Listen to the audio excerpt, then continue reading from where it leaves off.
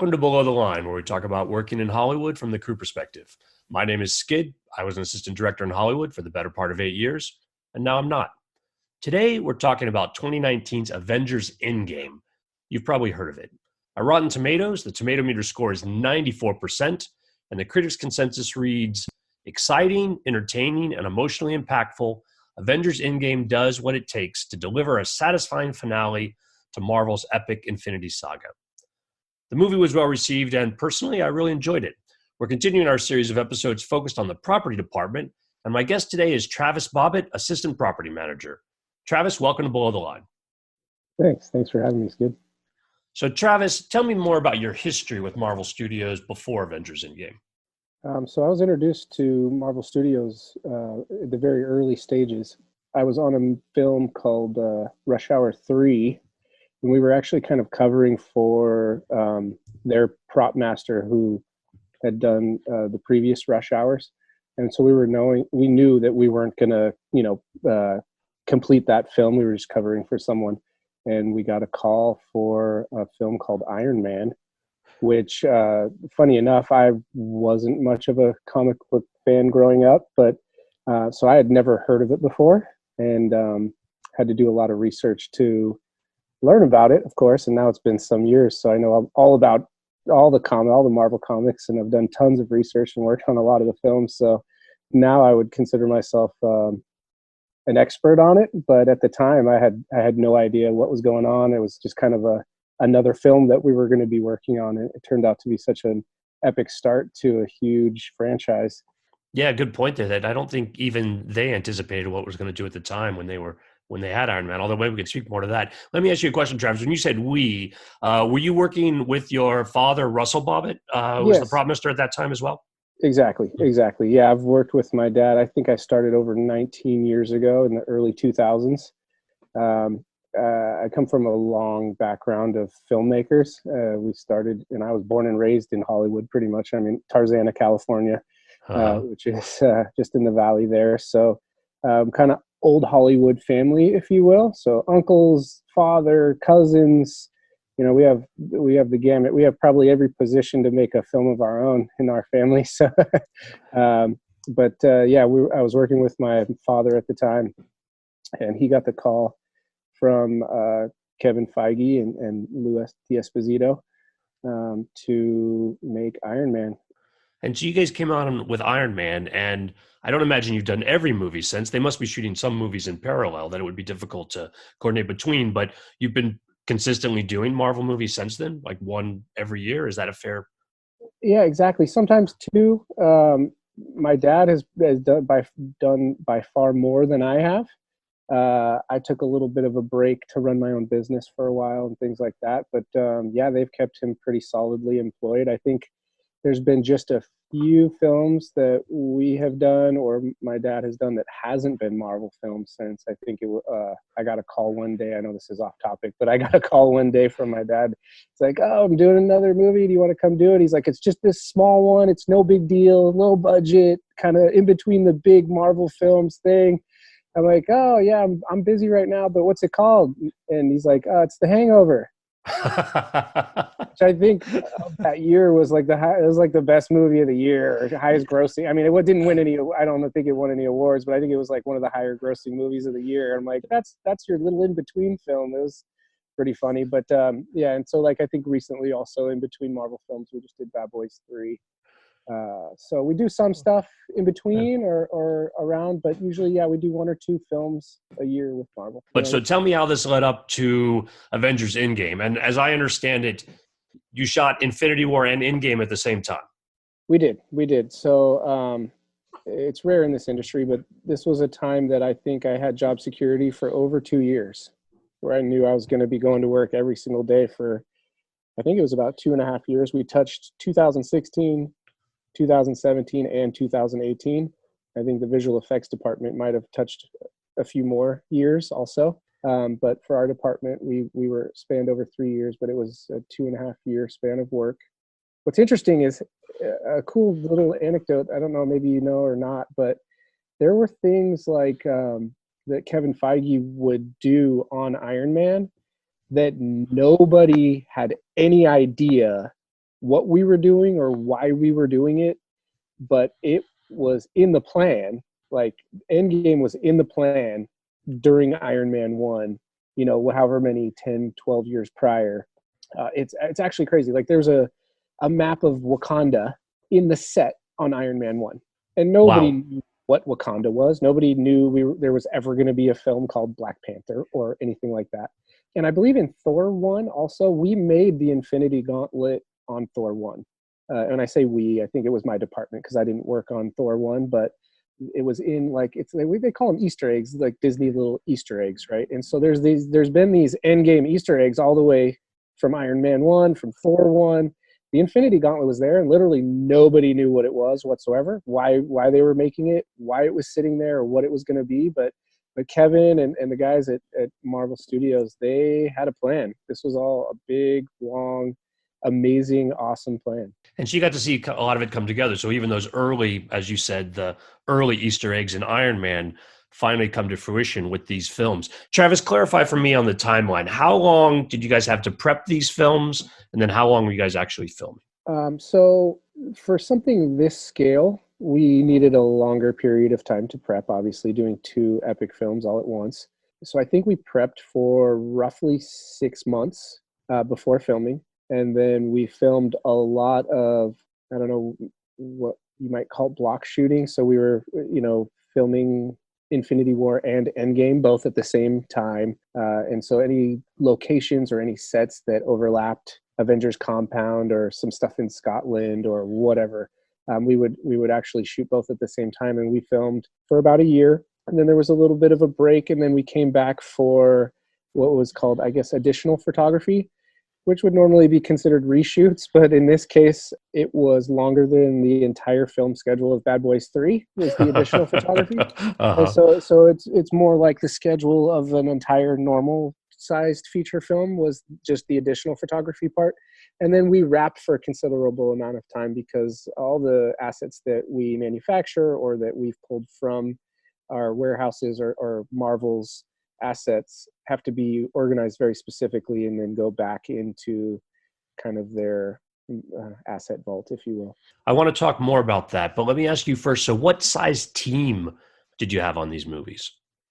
Our team spreads quickly, right? So we have a lot of vendors that help us to manufacture stuff because obviously we can't manufacture everything on our own quick enough and at a high enough quality for every piece that we would need to. So we do have to kind of spread our nets in that way and use a lot of vendors who are very talented. But our onset team was about 7 usually, more on bigger days with big scenes. And there were certain times where we would have 35 or so, I think, if I'm not mistaken, A-list actors working on one day.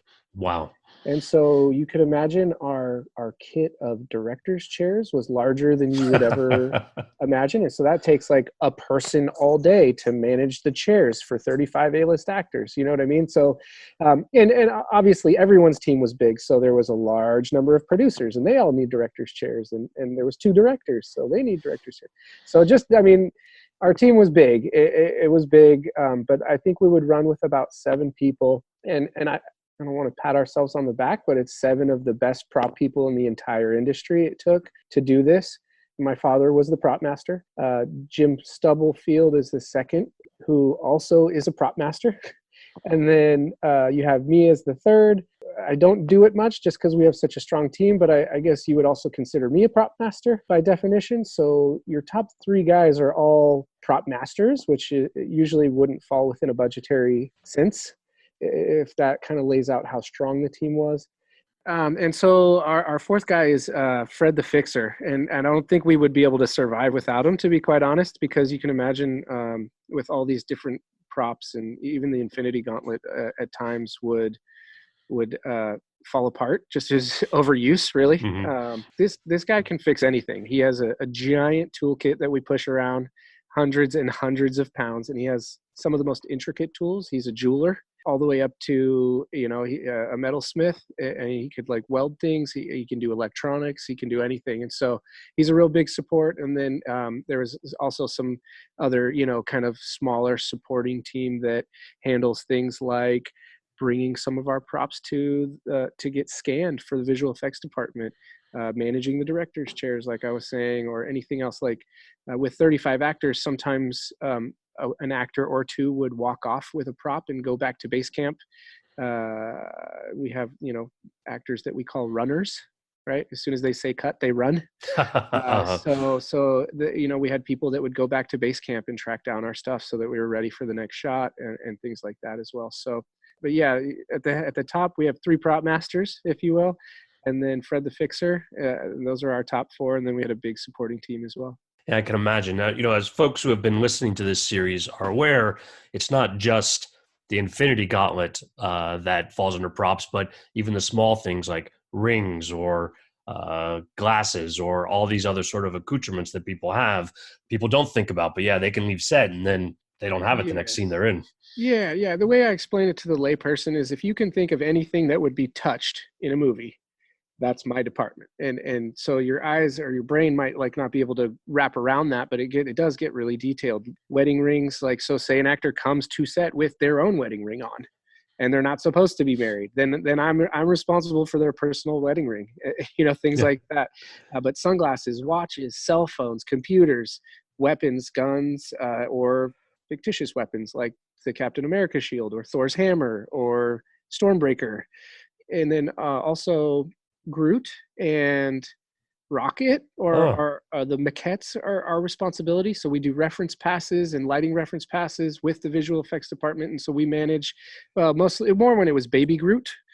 We had little Baby Groot maquettes, and we had Rocket Raccoon maquettes, so that the visual effects department and editorial can all get good solid lighting references of what a raccoon or a little mini tree would look like in our lighting setup. that's a good segue. Let's talk more about how what you're doing in props interacts with the folks who are responsible for either visual effects with what's going to be, post-production digital, or special effects, folks that actually mechanically has to happen on set. Yeah, uh, we're very tied together with visual effects. Every single day, all day long, I'm with a team of what they call data wranglers for visual effects. These are people that are taking all of the data of what's happening on the ground in the real world, while there's a whole team of people creating a digital world. So these data wranglers are collecting data on our props. They're collecting data of camera positions. They're collecting data of light positions, and on and on and on and on. I mean, like, their job is so difficult. I am always astounded working with them each day. But so what we'll do more specifically with our department is we had a gauntlet for Josh Brolin. That's a Josh Brolin sized gauntlet that he could wear for his acting, to understand and to feel what it would feel like to have this kind of powerful piece of armor on his hand. And then we had a Thanos size, because Thanos and Josh Brolin are not the same size person. Right. And so I would give Josh his gauntlet, and he would do the scene with it. And as soon as they say cut, Josh walks off, and he actually liked to wear the gauntlet all day, so we wouldn't take it from him. It was kind of method in that way. Okay. He liked to feel it, and then I would run in with the Thanos size gauntlet, which is incredibly heavy. It was real armor made from a blacksmith. And it had a light element in it. It had all the Infinity Stones in it. And depending on the scene, it wouldn't have all the Infinity Stones in it, because he kind of gathered them along the way. That's right. You have to keep track of continuity very closely Yes, for the yeah. So gauntlet. What exactly, version of the gauntlet actually works this scene? yeah, exactly. What stones are in there? What aren't? Has he got the Power Stone yet, or does he have the Time Stone yet, or what's happening and when? And so I had to make sure that the continuity of the gauntlet was correct. And then I run in, and they do what's called balls and charts, which is like a spherical ball to capture more data on the lighting setup and the camera positions. And then I do the reference pass of the Infinity Gauntlet. And if Rocket was there, I would also do Rocket. And if Groot was there, we would do Groot. And any of like they called the Black Order, any of Thanos's cronies were there, because those were all digital characters as well. Mm. They would come in with big maquettes from a different department called Legacy, who created some character maquettes for all of the Black Order as well. And then, gosh, what else would we do? Man, it goes on and on. We would just do reference passes every single take, And every single take. tell me a little bit more about the maquette and what you have to do for reference pass, just so I have a better understanding of how the Yeah, digital works so on that. I would walk in front of the camera. So I'm on camera at that point, and I walk in with Rocket, and the camera department duplicates the move that they just made in the scene, and the lighting department duplicates the lighting that they just did in the scene. And obviously, we do it after every time because everyone's versed on what they just did, and so it's the easiest way to do it. And then I walk through and duplicate where did Rocket walk to? Where did he jump? Was he on the table? Was he on this chair? Did he come from here and go to there? Almost kind of like puppeteering him a little bit Hmm. through what he did. And so, but I would do the same thing, not just with Rocket, but Captain America's shield or Thor's hammer or Stormbreaker or the gauntlet or whatever. And so we kind of walk through the set and the lighting setup in front of camera while rolling for more data to send over to the people creating the digital environment. And is that one pass per item? In other words, if you did something with Captain American Shield, could you? Well, I'm assuming the hammer probably didn't follow the same path, so you would have to. Right. Could somebody else carry it Right. separately, or do you have to do it just one time for each thing? Yeah, no, the team of us would run in to try and expedite, Okay. for time purposes. Yeah, on a film like this, they knew how much environment was going to be created digitally, so they took the time to do it. But on a lot of films, the visual effects department has to fight for things like this because it does take a lot of time. And so it's interesting to me now, even doing films after Infinity War and Endgame, how hard the visual effects departments have to fight. It was like a little bit of shock to me because I'm coming off of a 2-year stint of we're doing reference and balls and charts every single time. So I'm used to it every time. I'm ready to go. I know the timing of it. I know how to expedite the timing of it. I'm very, very good at it. I've done it like, I don't know, thousands and thousands of times. Right. So I'm confident we can do it quickly. And then I'm working with directors now that are like, why are we doing this? This is taking too long. You're taking the time out of my day. And visual effects is going, please, we're going to make your film better, so they have to fight. But on this one, it was quite nice, actually. It was just expected. And what about special effects? So if they're I'm thinking as one example, Captain America in that battle at the end of the first film, he has a shield that expands, I think, as he uses it as a weapon. Or do those Uh-huh. sort of things happen mechanically? Is special effects involved in that, or is it just a very specialized prop? In that case, no. It was a very specialized prop. And a lot of things, sometimes, especially working with Marvel, we don't get too upset. We're a big part of developing these props Mm-hmm. during the preparatory phases. So there's visual development meetings where we have 3D illustrators and illustrators conceptualizing all the props that we manufacture. But we know even from the beginning that the development of those pieces goes on well after we're done filming. And so in the case of that shield, we knew it was not done being developed, though we did have a prop there for the actor. It didn't look or work a lot like the end product. That was all a visual effect, and it was not a special effect. No, Oh, I but see. I see. yeah, but we do at times. Special effects gets involved with our props, especially breakaways. If something breaks, special effects will help us with that, and they'll be there with us if something explodes or if something. More on other films do we work closely with special effects, more traditional stuff, if something blows up or things like that. But on Marvel, it ends up being a lot of visual effects because they're creating most of the characters digitally anyway. So It makes sense so that it's almost as a subset of the work they're doing when they're so involved in every scene and with so many actual characters that yeah, that's actually somewhat simpler to do it by visual effects rather than special effects, I would think, in some of yeah, these yeah, cases. and more cost effective. Like they run that, they cost analyze everything we do. So there's certain props where they'll just say, no, don't build it. We don't need a reference of it. It'll be more to build it than it would be to build it digitally. Like Thanos's double-edged blade, for example, that he uses, I think at the end of Endgame. That was a piece that I think Marvel and Ryan Meinerdink and the guys, I think they developed it at corporate And it was something that went through a few meetings. Are we going to build a reference of this, or are we not? It's unwieldy because the guy's 8 feet tall. Right. So like it's huge. It would be expensive to build.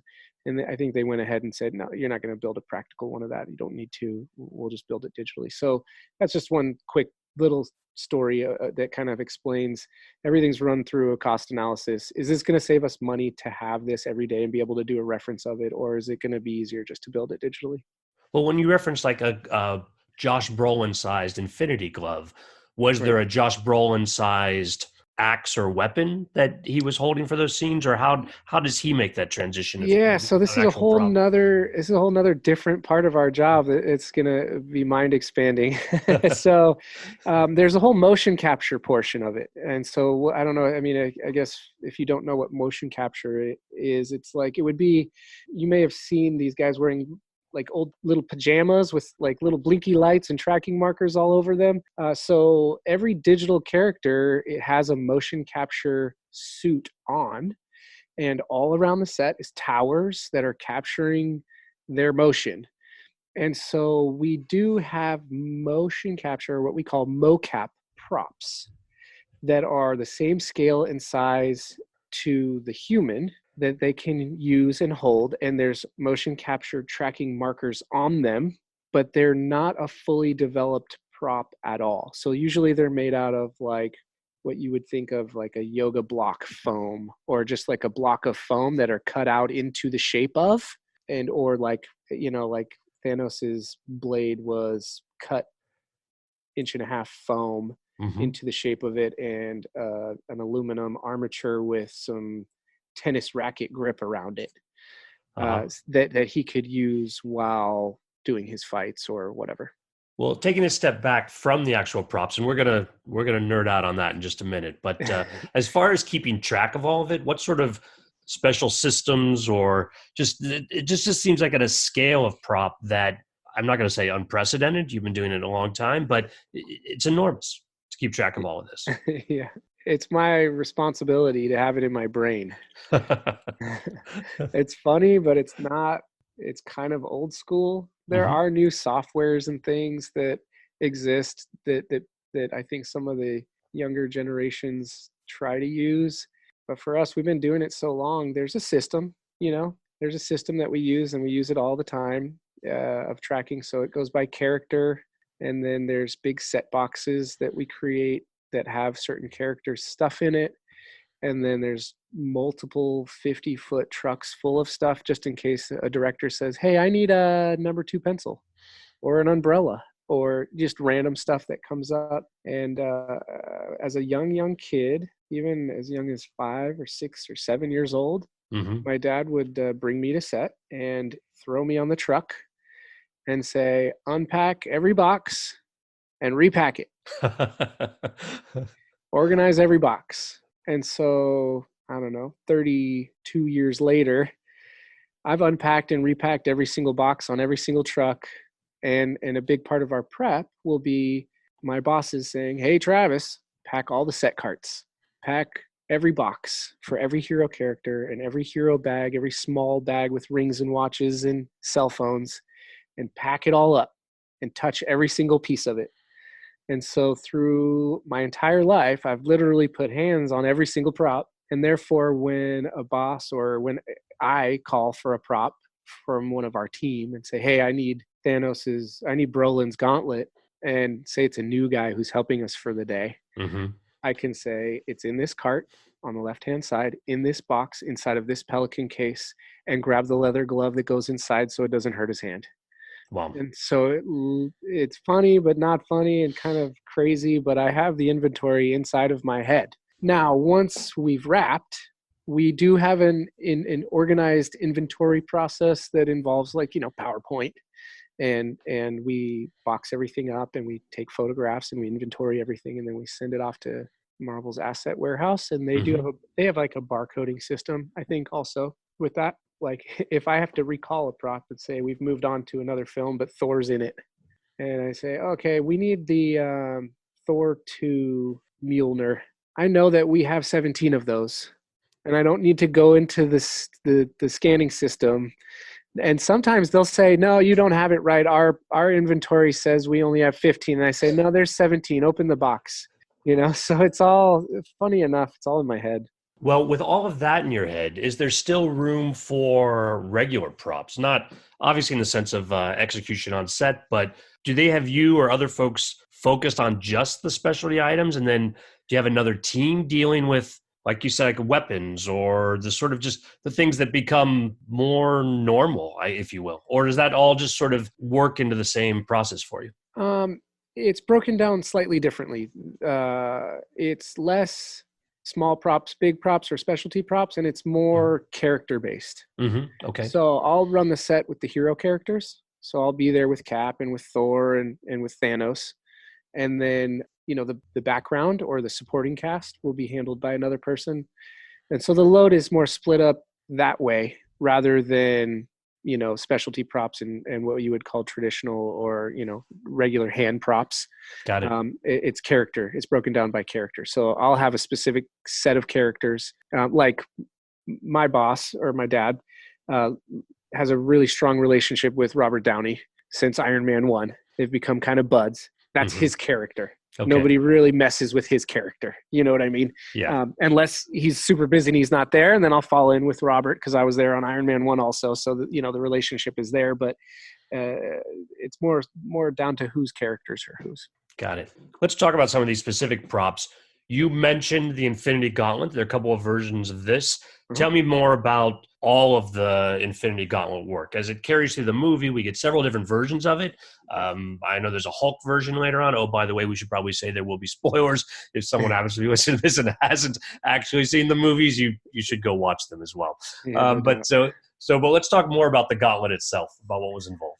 Okay. It was made by a longtime vendor of ours who is a blacksmith. So anytime we need armor or any really amazing, intricate metal work, this dude's like a real blacksmith. I think he even travels around and he might make armor for what is that called when you go out to dinner.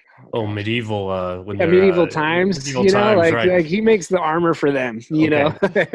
So he's a cool guy. He made us 3 real gauntlets, 2 that were Thanos sized because we had first and second units working all the time, and Ah, really right. had first and second units and then splinter units off of those 2 units. So we would sometimes be running 4 or 5 units at once. And so we had 2 full size Thanos gauntlets, and then we had 1 Josh Brolin gauntlet because there's only 1 Josh Brolin. So if he was with second unit, his gauntlet would be with second unit and with him. And they were all beautiful and working and lighted on the inside. I don't know if Brolin's was lighted because it was more just for him. Okay. They all had the ability to interchange all of the stones depending on what the scene was. Fred the Fixer would always kind of prep it and make sure all the stones were right and all the stones were in the right place and that the lights were on and working. It was lit by LED underneath. The Thanos gauntlet, I would put it at 40 pounds, Wow. really heavy. I would hold it a large portion of the day. It would make marks and bruises on my hand. It was tough. It was a tough one. The gauntlet, it was famous, and Hmm. so I would have people around all the time, like, can I hold it? Can I touch it? And things like that. And obviously there's specific rules surrounding that because each gauntlet was very, very expensive. So I would have to manage relationships in that way. Even certain higher ups, I had to be like, look, I'm about to go do a reference pass, so I can't really let you play with this right now. Right. So it's a really interesting thing, but the terrain of the sets were very difficult also. Being on different planets, the ground was never flat, and I'm carrying heavy metal around, and I'm usually not moving slowly because there was a ton of work to do and not a lot of time to do it.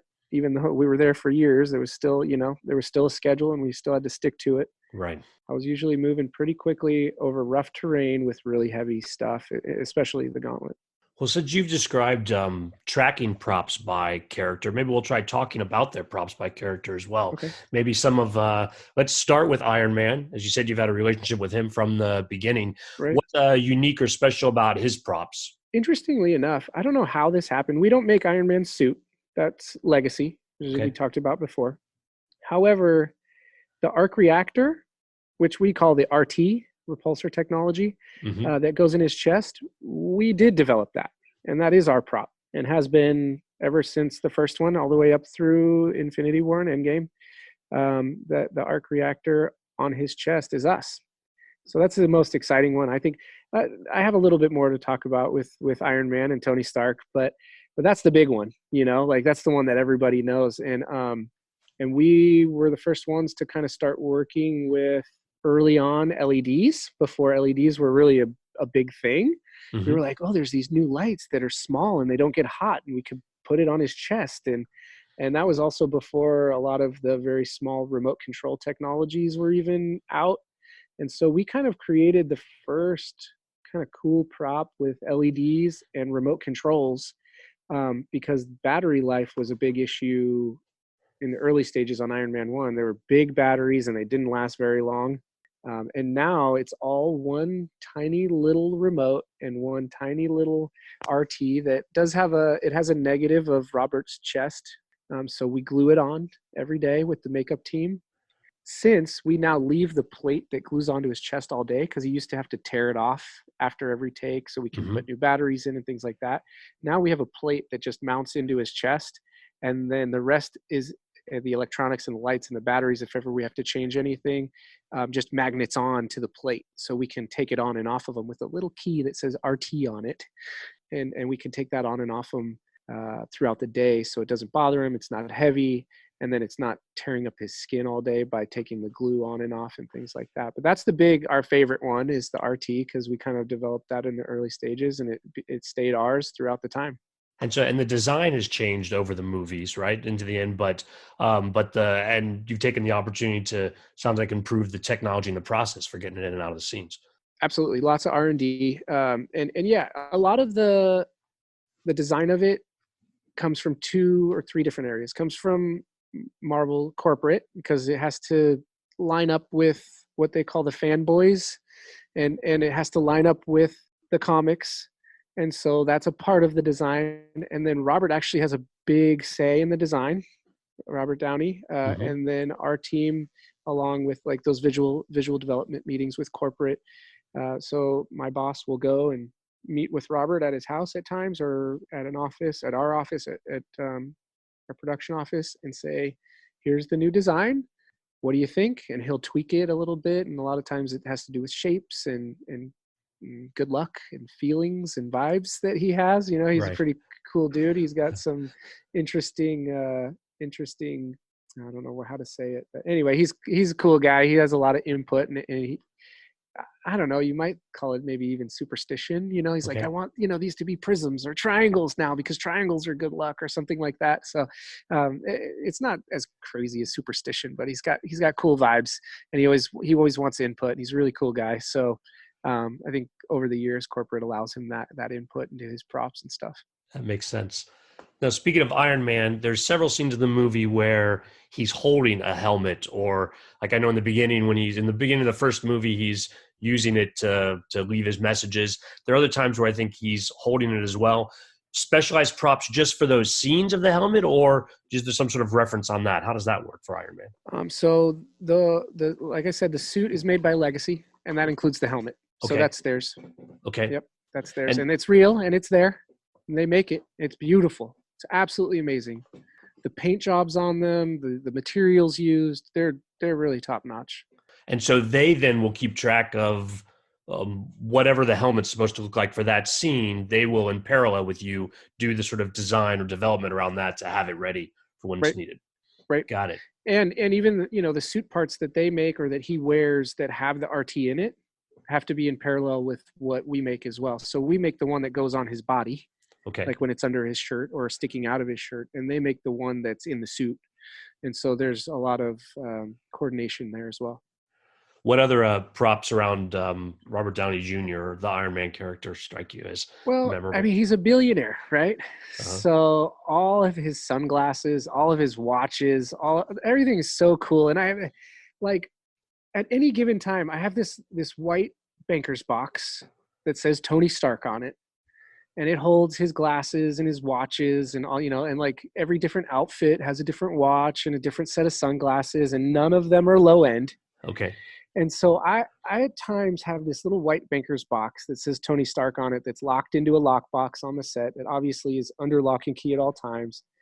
Also, probably one of the most beat up looking set boxes you've ever seen to kind of distract people. It says background props on it. Oh, interesting. It's like a misdirection, if you will. Right, right. And this little white banker's box probably has $400 to $800,000 worth of jewelry and sunglasses and watches in it at any given time.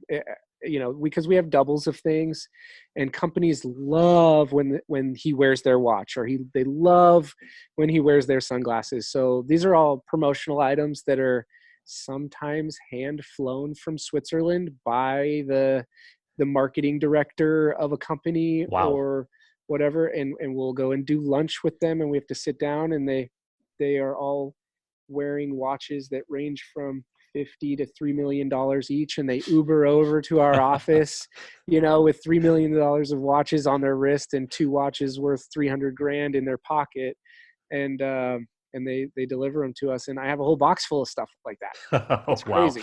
As far as keeping And track. so yeah, and so when I have to go dress Robert, I'm walking up to him with $100,000 watch, and people are just like, "Oh, that's a cool watch." I'm like, "Yeah, yeah, it is." Now, I did notice a scene with him at the beginning of the first movie where his phone is like a flip phone, though.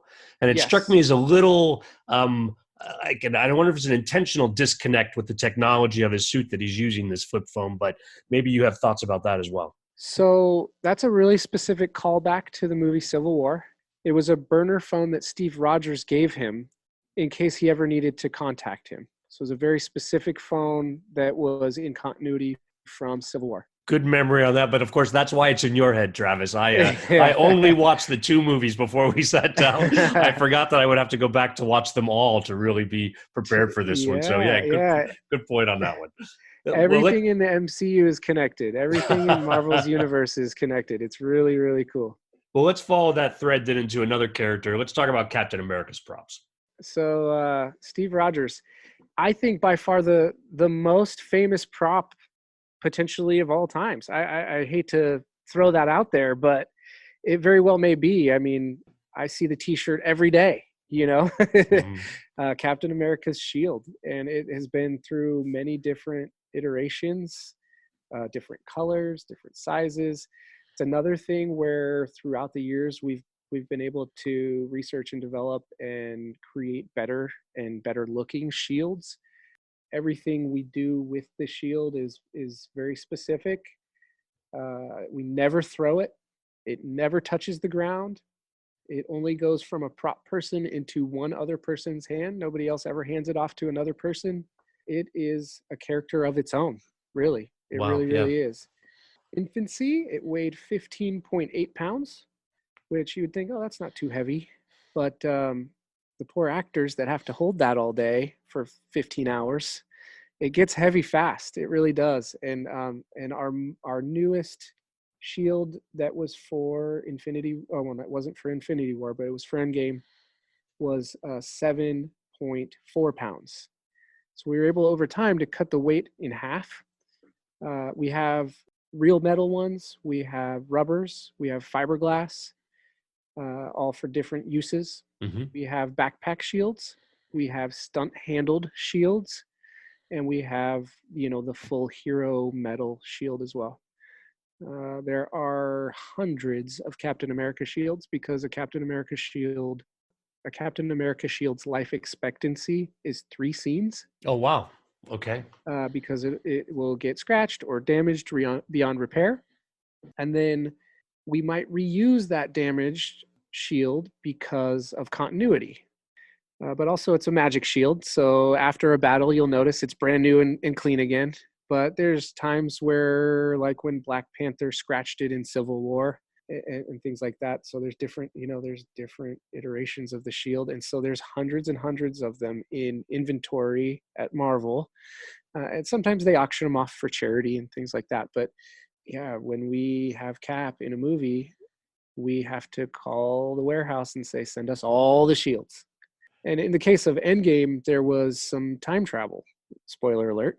Right. And so we had to do callbacks, like which shield was this when we're going back to New York 2012, and make sure that he had the right shield in his hands and he had the right Captain America suit on. That was costumes, obviously, but these were things that we had to think about and pull out of inventory in order to make sure that we were covered for anything. There's a scene in this one where he's fighting Thanos at the end and the Mm-hmm. shield breaks. Did you need to have a broken shield or was visual effects stepping in on that? No, we have broken shields, and then we have broken shield parts that came off of the shield that fit in like a puzzle. Hmm. And Hmm. so we did do reference passes with all three parts, so that they could, three or four parts, something like that, so that visual effects could see kind of how it broke and how everything fits together. We would do different passes of the scene as well. One where he would have the full shield, and they would go through it with Brolin, and a lot of that portion of the fight became stunts. He was swinging that big, even though it was a mocap rubber blade, he was swinging it pretty hard at him. So, they keep the actors safe, obviously. Yes. But so there was different passes where it was a full shield and then a half shield, and then I would come in and do reference passes every single time, because a lot of times also, if stunts are using it, it's a rubber shield, which doesn't have the best sheen and shine because it's not real metal. Hmm. So no matter what, we're doing a reference pass every time of the real shield. Now, what about while we're talking about the big three, let's move on to Thor. Okay. He's got hammers. Hammers is probably the biggest thing for Thor. Let's start with Yeah. those. Yeah, well, I mean, as we move on, it's a good segue, I guess, is Captain America picks up Mjolnir, one of That, Thor's hammers, in Endgame, and that was just a huge, oh my gosh, the security surrounding that event was insane. It was a locked down set. Nobody knew. I mean, obviously we knew because we had to be there with it, but I still smile about it. It was a big moment on set. It was a big moment when we went and watched the cast and crew screening or the premiere. It was, oh man, what a cool thing that was a payoff. What was it from Avengers 1 maybe, where he was able to, Steve Rogers was able to budget while they were all in Avengers compound, or Stark's penthouse or something, kind of scared Thor a little bit, and the payoff was many films later, where he's able to use it and try and help Thor out. So that's the one cool thing. Mjolnir was developed by Russell, my dad, and my boss, at the very beginning stages, and it's amazing. Again, just like the shield, we have rubber, we have fiberglass, we have real metal, and then we have the real metal one that is really, really, really heavy for show and tells, for events that Marvel sends them around the world, like Comic Cons, and things like that. And then we also have one that we can bolt into the ground, so that if someone really wanted to look like they needed to pick it up and they couldn't, then we have the ability to make sure that nobody can pick it up. The real heavy one, it's heavy. It's like, I think it's upwards of 60 pounds of solid metal. It's the most beautiful looking one because it's solid metal. It's like what it's supposed to really be, with a leather handle and everything. But it takes me. I'm a pretty strong guy. I hold stuff all day and heavy stuff, and it takes me both hands, and a lot of force to pick it up, and I don't want to hold it for very long. It's really, really crazy.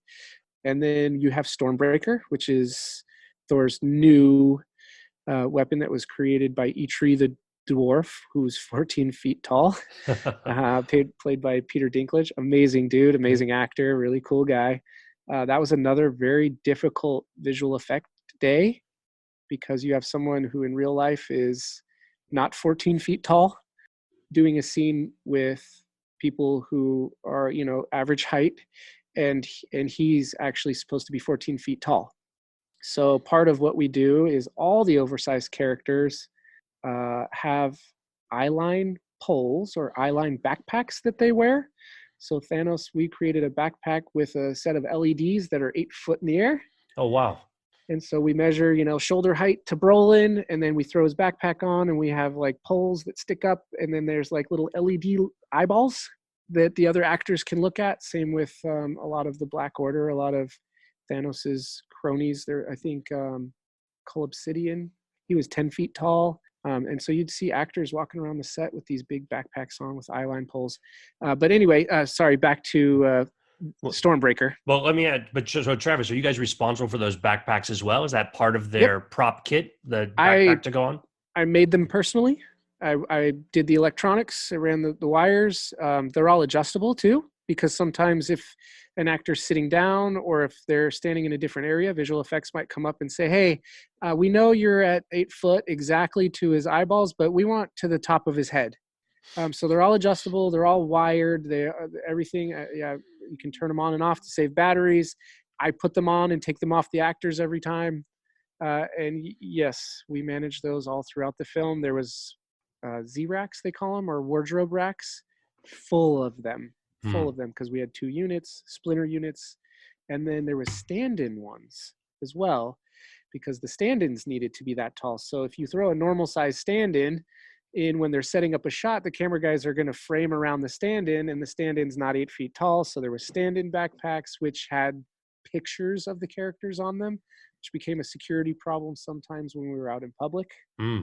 So we had to sometimes cover the pictures of them, even though they wanted them most of the time. So it gets pretty crazy. But yeah, we were responsible for all those backpacks.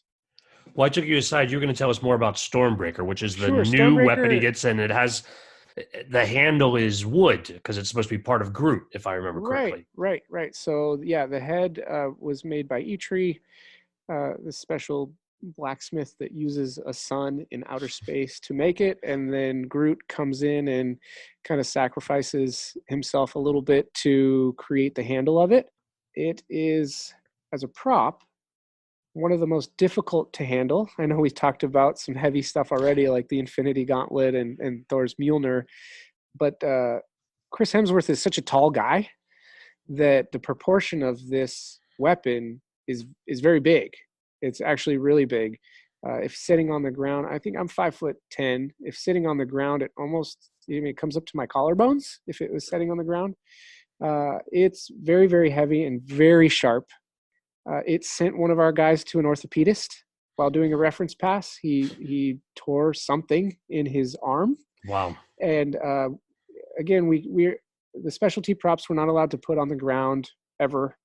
And so when holding it and being prepared for a reference pass, I would put it over my shoulder, and at the end of the day, my traps would be bruised, black and blue, and it's so sharp that one time it just grazed my calf and cut me open really bad. I mean, I didn't have to get stitches, but it was just barely grazed me. It tore my pants, tore my clothes, really unwieldy. Chris Hemsworth is actually what you would think of like the real life specimen.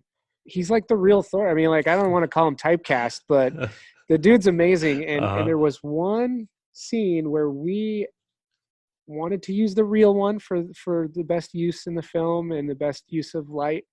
And we asked him, "Hey, dude, you're supposed to lift this up with one hand. We have rubber, we have fiberglass, they're lighter, but it would really be good if you could lift up this real one." And I'll tell you, like I said, I'm strong. There's no way I could lift this with one hand. And he did it. He did it in the scene. Uh-huh. I mean, he obviously works out all the time. He's a big, strong, good looking dude. Everybody loves him. Really nice guy. And he did it. He lifted that thing up in the air. I don't even know if that ended up in the final cut Uh-huh. just for time, but he did it. And it was really amazing. It was a powerful moment on set as well. I bet. I bet. So there's a scene where he gets a new eyeball.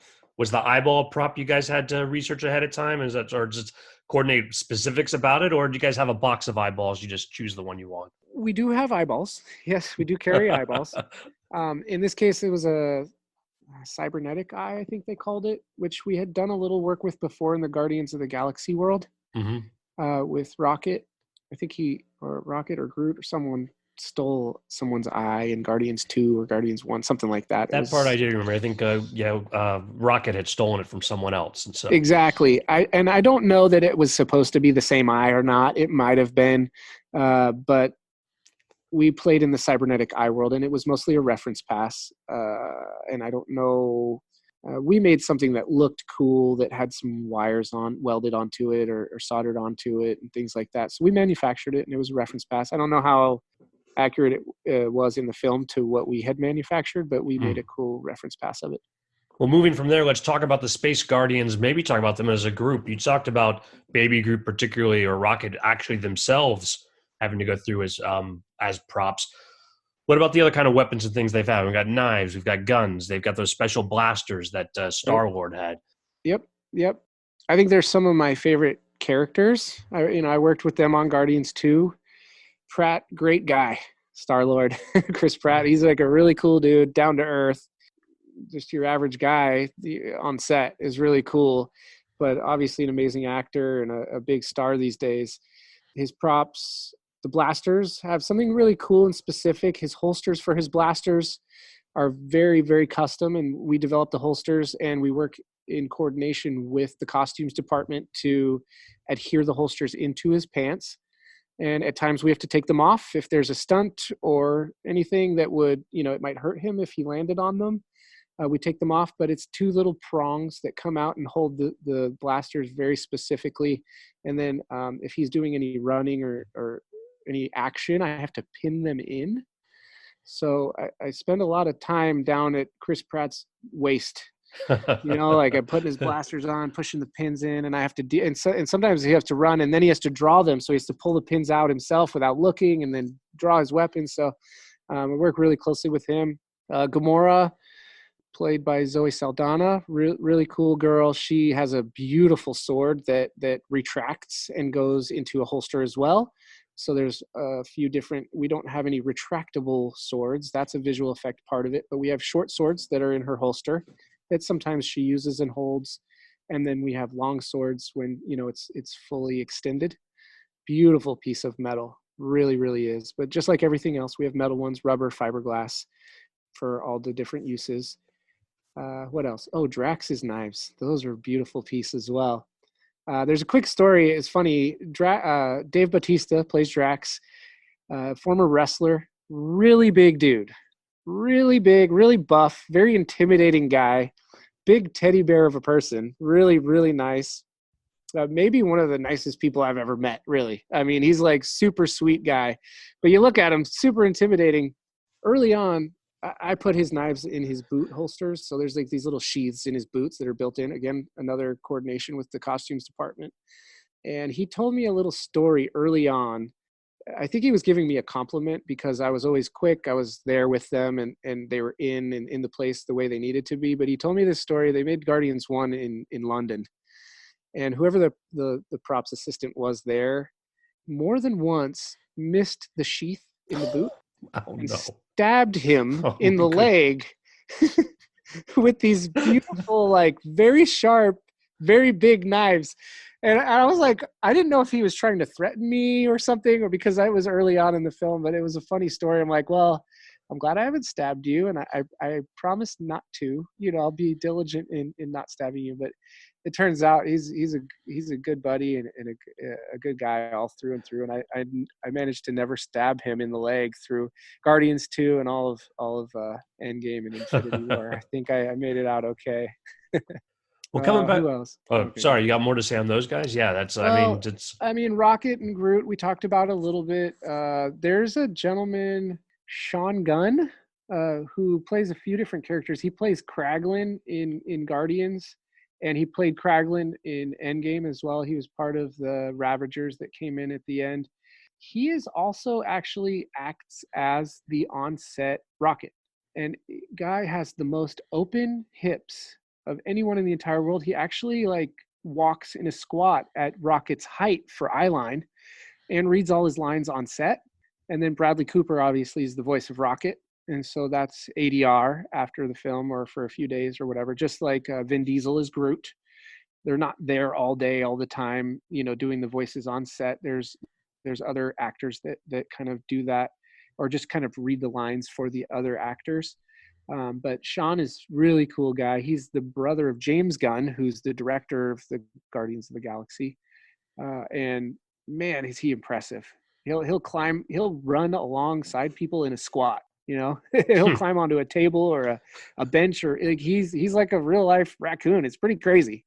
He's a really cool guy and a great actor also nonetheless. But trying to think of who else. Michael Rooker, who plays Yondu in the Guardians of the Galaxy franchise, really nice guy. We have his Arrow. which is a beautiful piece. It's a metal arrow with some engraving on it. It's one of my favorites also. So Guardians of the Galaxy's props are some of my favorite intricate kind of space-like manufactures that we've done. They're really, really cool. Well, bringing it back to Earth, let's talk about Doctor Strange.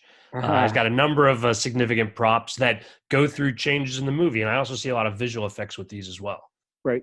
So our main prop with Doctor Strange is the Eye of Agamotto. We have open eyes, we have closed eyes. The big part of the eye for us, I mean, the design of the eye is, and it's beautiful, no doubt. It's actually, in my mind, resembles Yondu's arrow a lot. It's kind of got that bronzy kind of finish, and it's got the engravings on it. It's really beautiful piece. That's normal manufacturing stuff for us, though. 3D printing and casting and molding and CNC metal machines, all the normal stuff for us. But the not normal part of it is the leather lanyard that it hangs on. There's one woman that can do that. And it's, I think, 15, don't quote me on this, but it's somewhere above 10 different types of leather strings, leather and different strings and different materials that are hand woven exactly alike for all of our duplicates. And one woman can do it and Wow. source the materials and everything. And she just sits there and makes the lanyards.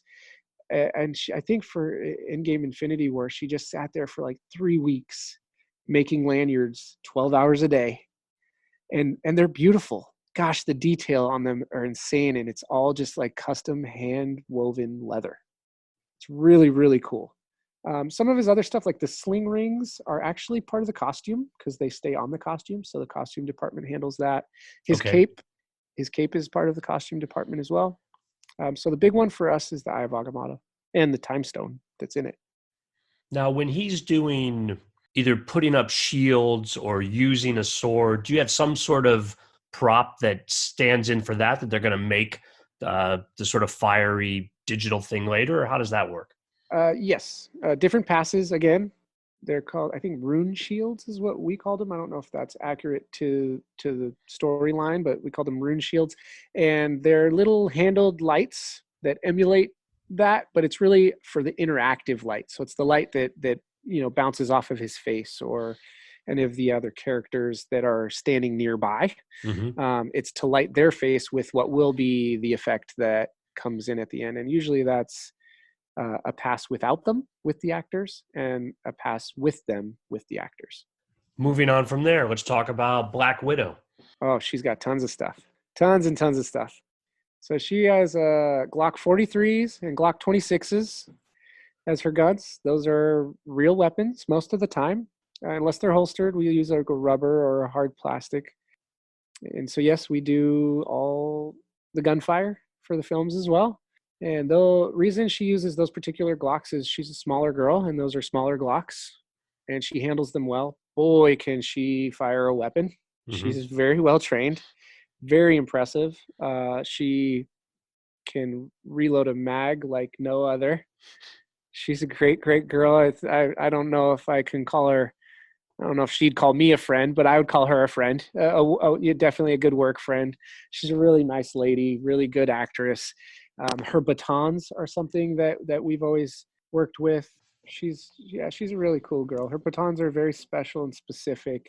Her most recent batons, I don't know if they got featured as much as we would have wanted to, but they work a lot like the old slap bracelets Hmm. that you would like. It's a stiff piece of canvas or whatever, and you slap it around your wrist and it wraps around your wrist.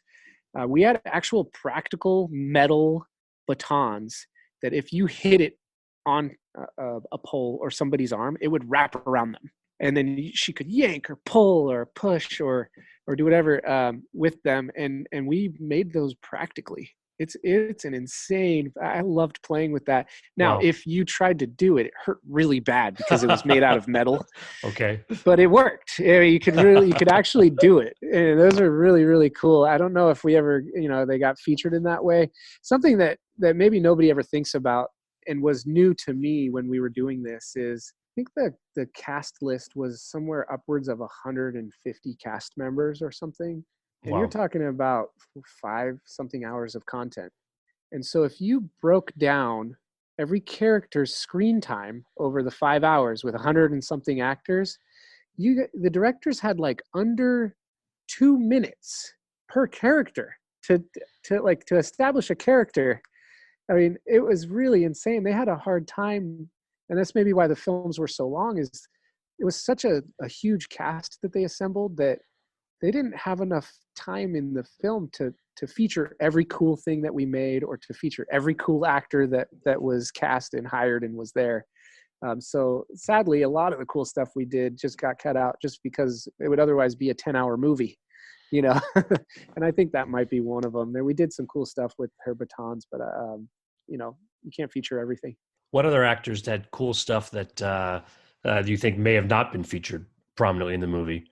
Um, How about oh, Hawkeye? Hawkeye. Yes, Hawkeye, we and he's got his Ronin persona in this right. movie for Yeah. a So large this part of is it. this is something we had a lot of fun with. Sorry, I cut you off a little bit, but developing Ronin was really cool. Really, really cool. And one thing that didn't get featured on Ronin is he's got a katana sword, which did get featured. The sheath that was on his back for the katana sword, we made also into a sword. So he could have dueling swords. And so the sheath itself had a sharpened edge blade and a handle on it so that he could take the katana out of his sheath on his back and then take the sheath off. And he would have dueling katana swords to fight somebody with. And it was really cool. He also had a knife in his boot that we made as like a stiletto blade, but the blade and the handle itself, I think, was over 12 inches long, and it had two ways to engage the blade that were really fun and really cool. It was one of my favorite props because it sounded cool. But Uh at the butt of the blade, huh. he could hit it anywhere on himself or hit his hand on it, and it would engage the stiletto, and it would be like this shing. You know what I mean? If I'm like doing a poor job of the sound effect, but I would play with that all day just because it sounded so cool. It was a really neat prop that I don't know if it did or if it didn't get featured. But that Ronin, and then obviously he had a new quiver and a new bow that was really cool as well. That we've done, with him all the time. He, as a superhero, had some of the best poses. He had his poses really well down, and I Okay. remember a Vanity Fair photo shoot that we were doing one weekend where they were rifling through all the. I mean, it must have been the biggest photo shoot. It was also for publicity for the film, and then coinciding with the Vanity Fair photo shoot because they had to get all these actors there on the same day at the same time, and they couldn't do that more than once. Hmm. And so we had all the actors from the film all there one weekend. We worked 7 days in a row. We filmed that week, and then we all worked 7 days in a row. It was Jeremy Renner doing his photos as Hawkeye, and right behind, next in line, was Chris Pratt for Star-Lord. And Jeremy was doing these amazing, like he had really had his poses down, and they looked super cool. He had his bow, and he had his bow retracted, and he had all these cool poses, and his character was really well developed because he had been doing it for so long. And it just so happened that normally the actors wouldn't be stacked up and waiting, but it was such a heavy load that I think the ADs brought them over just a little, they brought Pratt a little bit early, or Renner was going over a few minutes or something like that because everything was looking so good. And so Hmm. Pratt was just standing there watching him, and he was just like, oh man, he was getting really discouraged because everything was so cool. He was getting insecure and really discouraged, and he was like, oh god, he's like, how am I gonna follow this? This is like really, really cool stuff. And he even said something to Renner as they were, switching over. And it took a couple minutes for Pratt to snap back into his own character and who Star-Lord is. He's kind of a cooler, funnier kind of guy, which isn't Renner's character at all. You know what I mean? And so I think he got overwhelmed and intimidated for, I don't know, 5 seconds or something, But once he stepped in front of the camera and remembered who his character was, obviously he was Star-Lord. And Star-Lord, he did great as Star-Lord. He didn't need to be this cool kind of superhero-y Hawkeye kind of guy. So, but yeah, Renner is one of the harder. Not Renner himself, but Hawkeye is one of the harder characters that I had because he did have so many props. He had a wrist crossbow that goes around his wrist. He had his katanas. He had his boot knives. He had his quiver and his arrows. What else? Gosh, yeah, he was probably one of my toughest to dress each day, as far as it took the longest, and it was all very intricate, special stuff. Now, let's talk about the Wakanda props. Did you guys work Black Panther as well?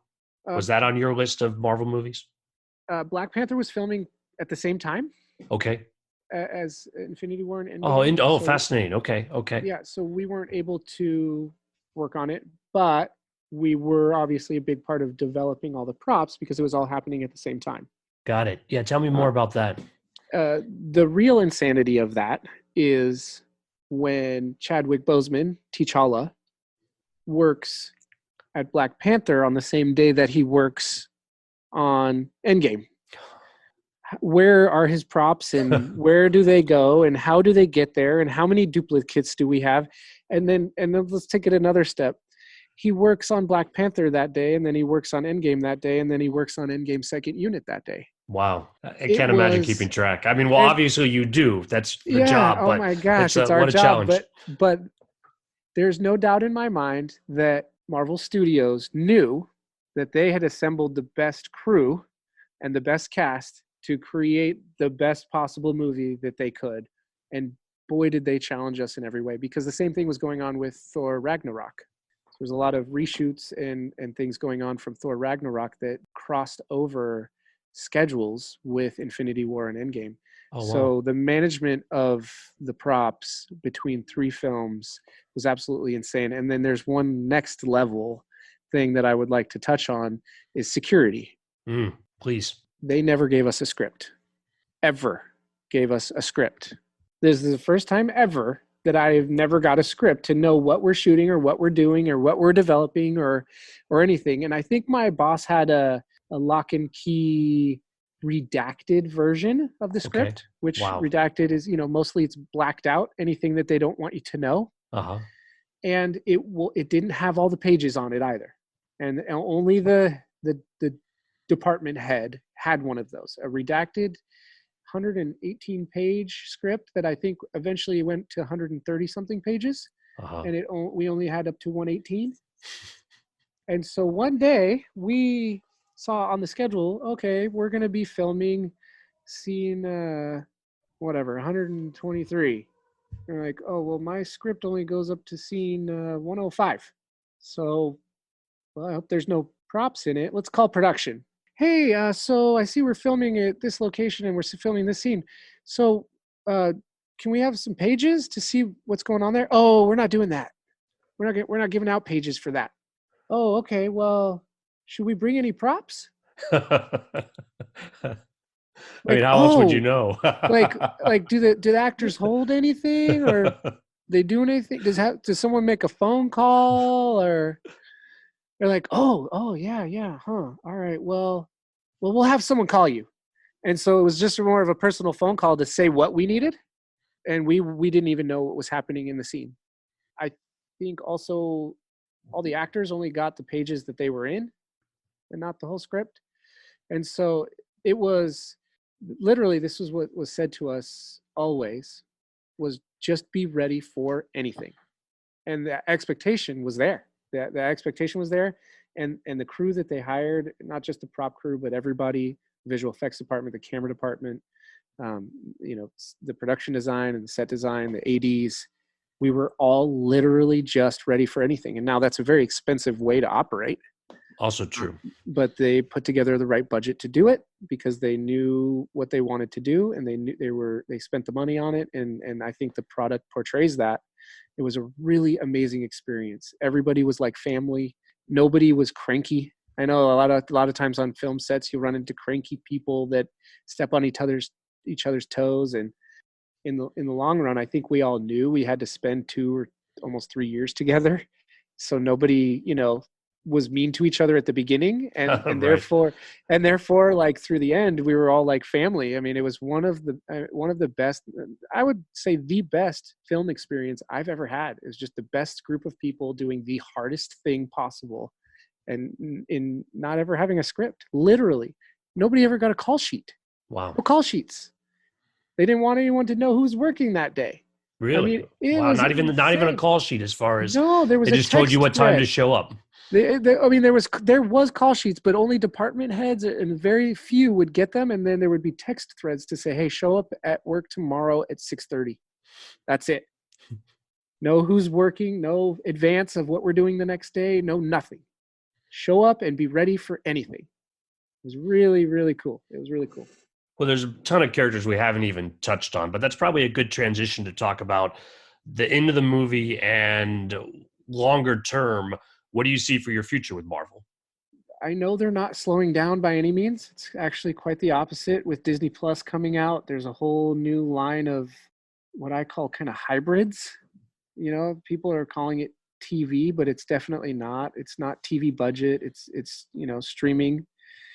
I think they're calling it SVOD or something like that, streaming video on demand, Mm-hmm. which is kind of this new type of production that Amazon and Netflix has already kind of dipped their toes into, but now Marvel Studios and Disney Plus are doing that on their own. So that's big and exciting. I'm working on one of those projects right now, and I've worked on some of them during the prep phases. There are a whole new line of features also coming out that I know that we're being requested to work on as well.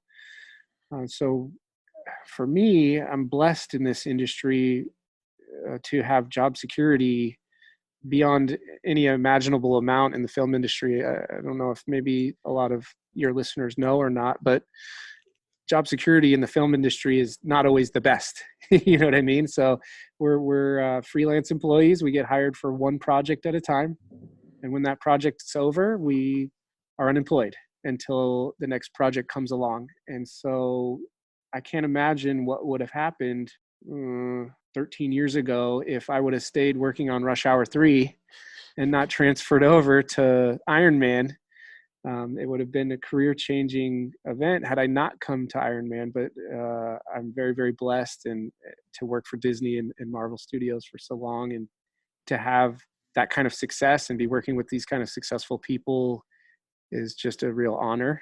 And I'm stoked, I'm super excited to look forward and just see that they have, I mean, off the top of my head, 12 projects ready to go. Wow. Yeah.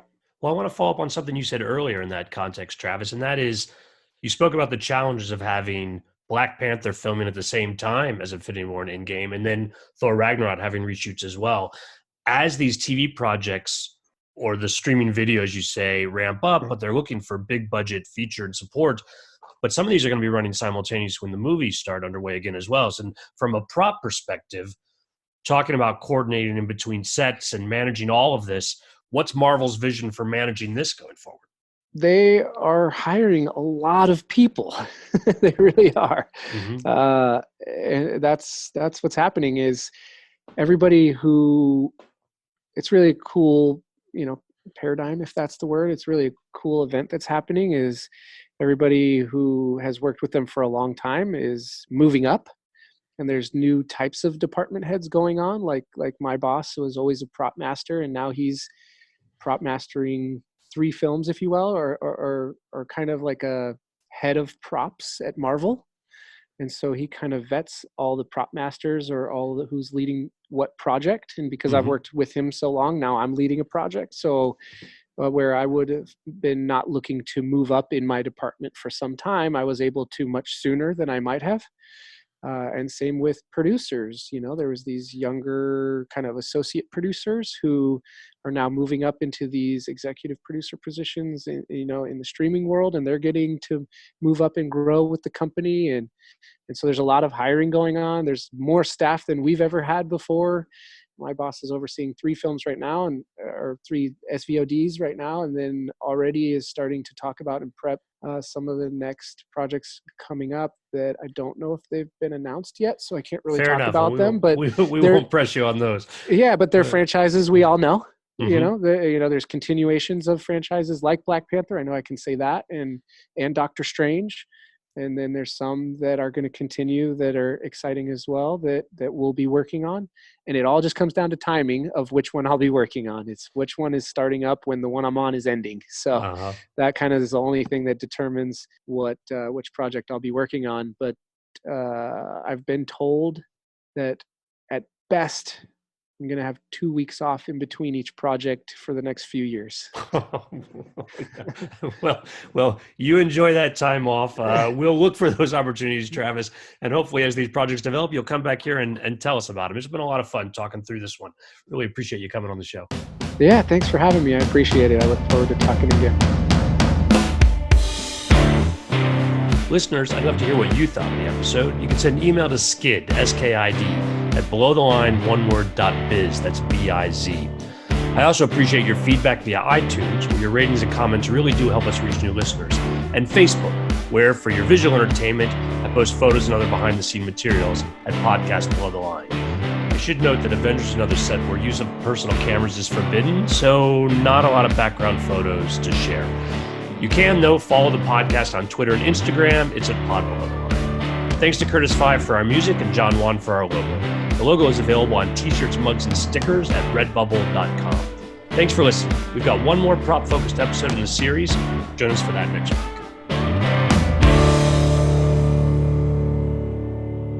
All right, Travis, let's do lightning round on folks we missed. Falcon. I'm working very closely with him right now. Really cool person. He's a golf buddy of mine. I'm not going to talk about his props at all because I like him so much as a friend. He's just a really fun guy, very loud personality, steps on set. He was number 6 on Endgame, his cast number on the call sheet. And so right when he walks in the stage door, very first thing he says, "Number 6 has arrived." Very loud, vibrant personality, great guy. Number 6 on the call sheet, now has his own SVOD show. Still is number 6, even though he's number 1 on the call sheet. Very interesting. Now, I think I know about that show as well. And isn't Winter Soldier on that show as well? Yes, Falcon and Winter Soldier. So it's Bucky and Falcon. Gosh, both guys, really cool guys. Winter Soldier, one of the coolest characters. He has some cool weapons. He's got the arm, which is not us, but that's also legacy. And really nice guy, Sebastian. I'd call him a friend also. Ant-Man. Paul Rudd, funniest dude ever.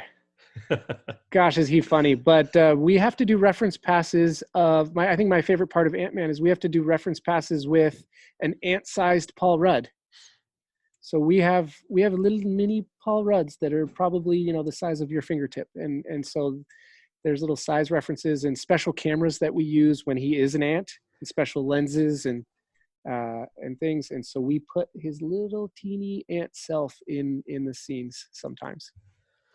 Spider-Man, who is not full. I mean, that Marvel has him, yes, but it's also not just Disney, but Sony must have some say about his props and such as well. Exactly. Yes. The backpack, right? He has his backpack and he loses his backpack, and Aunt May finds his backpack or gets him a new backpack. His backpack is a big thing. His suit isn't us. His mask isn't us. So we don't do a lot when he is dressed as Spider-Man, but another good golfer.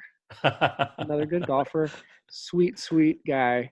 But and we don't get to see him too much. I've done some of the reshoots for Spider-Man, Homecoming and Far From Home, but I don't get we didn't get to work with him too much on Endgame. He was an in and out kind of guy, super busy. Uh-huh. And so he's really successful right now. So his schedule was insane. I think he had told me at one point he hadn't been home in like 45 days, and each one of those days had been on a plane at some point or something, like some crazy schedule. But when he was around, really cool guy. We did some of his web cartridges and things like that. I have a quick one on that. The web cartridges were made, I believe, in London, and they never provided them to us, or they got lost or taken, or maybe went to some show or something. And the directors on Infinity War wanted him to use one. I don't even think it made it in the film, but we didn't have any. They just thought it up. Like, why don't you use a web cartridge to do this? Which was an outside of the box thinking kind of thing. And we had about 45 minutes before we filmed that. So we had 45-minute lead time on a prop that was out of the country. And we were able to track down the 3D file that was used to originally create them. And we 3D printed 5 of them in 45 minutes and had them painted by the on-set painter and had them there before we rolled. Wow. Yeah, it was pretty cool. Just in time. Just in time. Because we'll do this to the last one, Hulk, which I think is interesting because we have both Mark Ruffalo as Mark Ruffalo for a lot of it, but then he is this also larger character at some point later, and they probably reference past and stuff involved in that. Right. And he's Smart Hulk, Brainy Hulk, or Smart Hulk. Smart Hulk. Smart Yep. Hulk. Yep. We had 3 different Hulks because we had in the very beginning of Infinity War, when in Asgard, when Thanos was there, he was the real Hulk, or That's right. original Hulk, was fighting Thanos. And then we had Mark Ruffalo, who couldn't become Hulk because he wanted to, but he couldn't. He was having an internal battle. And then he became Smart Hulk, which is kind of the hybrid between Dr. Banner and Hulk. All 3 of them are different heights. So they all, Mark Ruffalo's Banner's height. And then we had 2 different Hulk backpacks for eyeline. Ruffalo, another good guy. Man, I can't tell you, the cast and the crew on this, it was like just such a fun experience. Everybody was so good at their job that everyone could relax. You know what I mean? It's like, let's all be so competent that it doesn't have to be so serious and uptight. And everyone really showed up in that way. And I think Ruffalo is one of those people where he would just show up and be really vibrant and not nervous or worried or self-conscious or anything. He just knew he was going to deliver, so he could be really chill and interact with everybody like family. It was the most family type of experience on a film I've ever been. I worked with Mark Ruffalo back on Just Like Heaven. He gifted every department a bottle of alcohol at Christmas. I think that was. He's a good guy. Something about him also is they all get their personal drivers in their cars that bring them to set. He comes to set in the tiniest little hybrid because he doesn't want to impact the earth. Everyone has their SUV and their Range Rover, their blacked out Chevy Tahoe or whatever it is that Transpo provides, and he does a special request for a small hybrid car to come and do that. It was really cool. And I'll leave you with one last thing, and then I do have to go. Is speaking of gifts, the gifts on this show, oh my goodness! But 2 in particular. The first one, and then I'll leave you the best with the last, was the brothers, Joe and Anthony Russo, gave a custom pair of Nike tennis shoes to the crew that obviously I have never worn. And it has a little acronym for Infinity War on it or something on there. It was really cool, nice pair of Nike tennis shoes, all custom colors, chosen by the directors. And then something that was really epic was Robert Downey Jr. He filled all of stage 15 at Pinewood Studios here in Atlanta, just south of Atlanta, with a small shorty director's chair, customized with every single person's name on it, with a chair back that said Infinity War, and a little plaque on the arm of the chair that was a thank you, a personal thank you from him with his little autograph on it. It was all laser engraved. Of course, but wow. Yeah, but it took the entirety of stage 15 because the crew and the cast were so huge that we had to get a chair for every single person. But I mean, gosh, I can't even start to tell you the cost of that gift, but everyone was so ecstatic and so happy. And I have it here at my house, and everyone on the crew got one. It was really, really a cool, amazing thing. You do Robert sit did. In that, right? You're not. That's not. You do actually. I do. I sit in it. Yeah, absolutely. Yeah, I sit in that one. I feel really good about sitting in that. That was good. And I think Robert was. He knew what was going to happen at the end of this film, and he knew where he had come from, and the ride he had been on, and so he did some really amazing gifting. I think, I know, he gave Chris Evans a 67 Camaro that was completely decked out. And there was some significance to the year. I think it had something to do with the character, or maybe a birthday, or something significant about the year of the Camaro. And inside of the center of the steering wheel was a Captain America shield. I mean, he did some serious gifting on this film. He's such a great guy. I've worked with him for a long time. It was a sad day, his kind of quote unquote last day. But some of the gifts were really, really a cool thing. Just added to that kind of family experience for the whole project. Thanks for sharing, Travis. This has been good. Thanks for having me. Thanks again.